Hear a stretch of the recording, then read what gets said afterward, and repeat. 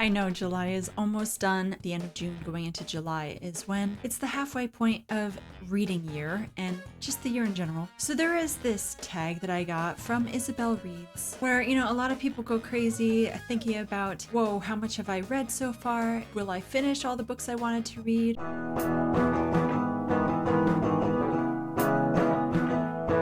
The first question is, what's the best book that I read this year? There are only 2 5-star reads that I have had this year, and one of them is a children's book, but it was just so gorgeous. Like the illustrations plus the stories were just so enchanting that I couldn't say no to it. Like it sucked me in. It was beautiful, and I could see myself reading it to my kids often, or even to myself, because it was just so lovely. And that's the Brambley Hedge collection, which I have. I actually bought this for my toddler so I could read it to him on a regular basis. I probably will not keep it when he's older. It is so beautiful. And the illustrations are so amazing.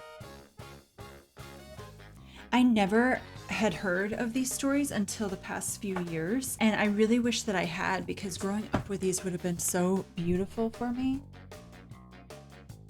Because I have a love for like Winnie the Pooh and Beatrix Potter, and so this is totally up there. Like, look at the details on this drawing.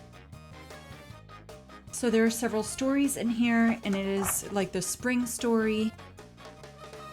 And just, they're so fun. It's mainly about mice and what their lives are like. And the other book is The Blue Castle, which I did review earlier on when I started doing this channel. The best sequel that I read this year, I've read a lot of sequels. So now I'm trying to think what would be like the highest rated one and the one that I loved the most. I guess it would be Ruthless Vows, which I did a review of earlier on from the Divine Rivals series. Are just 2 books, but the sequel was so great. Favorite reread? I don't think I reread any of my books. Let me check real quick. I guess the only book that I sort of reread was Little Men, which was the second book that I finished this year. And that book I read when I was a kid, but I didn't really remember all the details. And it's by Louisa May Alcott.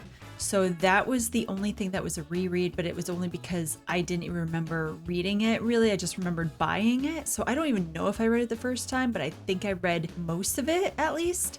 So that's the only one. Genre you've been loving. The cozy mysteries stuff, I want to read a little bit more. I hadn't read enough of it until the past couple years. I've been really enjoying that genre. Number 5 is a new release that I haven't read yet, but I want to. So because I didn't do a video on my channel saying what books I wanted to read this year, I've been wanting to read James by Percival Everett, which is supposed to be Huckleberry Finn in the telling from Big Jim's side. And I read Huckleberry Finn earlier this year. I just haven't had a chance to get my hands on it yet. My library, it's been like backed up. Part of me is like, should I buy it? But I don't know if I should, because I know I'm not going to keep it. Or should I just go on a wait list for it before I miss out on it this year? So we'll see what happens. I did see that James was available in large print in my library, so I might just do that. 6, most anticipated release for the rest of the year. So I guess what's going to come out that I've been really, really looking forward to. There are just a couple of them that I have been really looking forward to for a while. The 6th book from the Shady Hollow series, which is a cozy mystery series. I love this series, and I'll probably talk about it at another point in time. But the 6th book is coming out in October, and I have it on pre-order. So that's the one that I have the most anticipation about. It's called Mockingbird Court. And then another one is I've Never Been Here Before, Our Family's Year of Budget Travel, Wandering the World, and Finding the Sacred. So this actually, what is interesting about this book is I'm hoping that I can read this before it comes out. I signed up to try to. The author, I used to read her blog like a decade or more ago now, like 12 years ago or more. And so I've watched her whole family grow, and like her oldest just got married, and so like she homeschooled her kids. I watched them travel. She has this book coming out in early August, so I'm really looking forward to that one, and I hope I'll get a chance to read it. If I don't read it this year, I'll definitely read it next year. Number 7, biggest disappointment of the year. Huckleberry Finn was my worst book, I think, that I reviewed. There might have been a couple other books that I really did not like that I probably said this was one of the worst books I read this year, but that one I did not enjoy. There was too much of the N-word in it, and I did not appreciate it.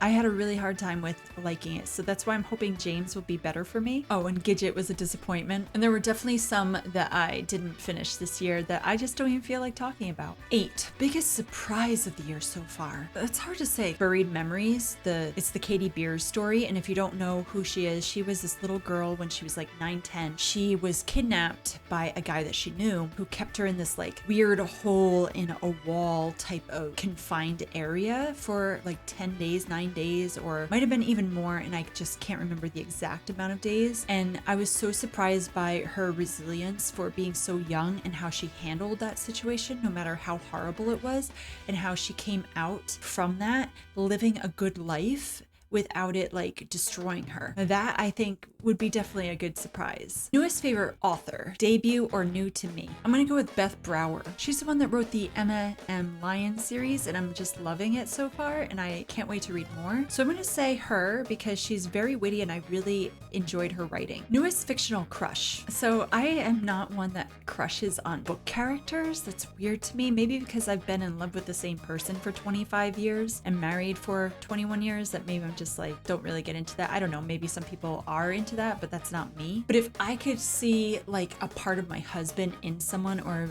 like it makes me swoon the idea of like how this person might act towards a woman that would cause me to have, oh, that's so sweet, but not really a crush, then I will say Roman Kit from Divine Rivals. Just the way he writes, and I love writing letters and I love notes, and my husband and I used to write love letters to each other in like notes back and forth in high school to each other, and I loved that. And I'm always saying to him like, can you write me a love note like you used to? And once in a while he'll do it, but it's really rare. The way he's so into Iris in the book, it is so sweet that he is just so devoted to her. I just love how he treats her, and I just think that's really nice. But the guy is way too young for me, so I'm just saying like how his personality is and the way that he acts, that I think is really nice. Newest favorite character. I'm going to say Myung from White Mulberry. This book was fantastic, and the way that her character was throughout it, I just really like. This book still sticks with me since the very beginning of the year when I read it to now, over 100 books later, and I'm just like, I loved that character. So how she was able to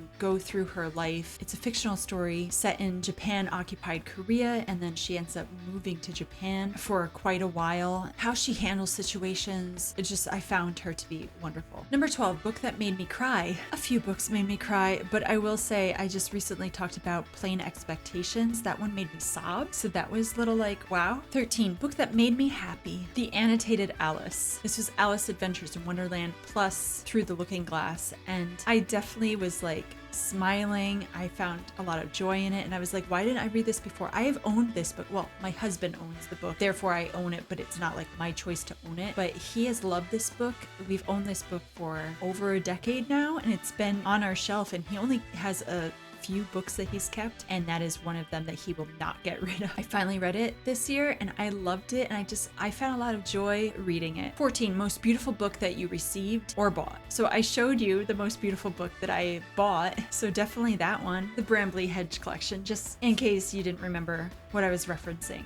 Most beautiful. 15, books you need, not need, but want to read before the end of the year. Yes, I do have some of those. I could tell you right now at the end of the year, The Christmas House by Beverly Lewis. I'm looking forward to that. Strange Sally Diamond I've been wanting to read, so that one. The Man Who Invented Motion Pictures has been on my to-read list for a while, and I want to get to it soon. Tell Me Everything, Rebecca. I thought I had read this book and I didn't. I have only seen the movie, and I was like, what's wrong with me? So Rebecca. Owner of a Lonely Heart, Practicing the Way, James. Our Missing Hearts. This I've been really needing to read. The Woman in the Library, Half a Soul by Rowan and You, Homecoming, The Three Musketeers. One Calls the Heart, the whole series, but I just recently wanted to read that. I don't know if I'll do it all this year, but I might start it. 10 Mile. And there might be a few others that I've been wanting to read, but they'll probably be on a future list, and I don't want to give too much away. But those are the ones that definitely I need to seriously buckle down and start reading, because I only have a few months left before the end of the year, so I would like to get to those. And 16, favorite book community member. I'm going to say Bookish Melissa, and that's only because I have interacted with her, known her through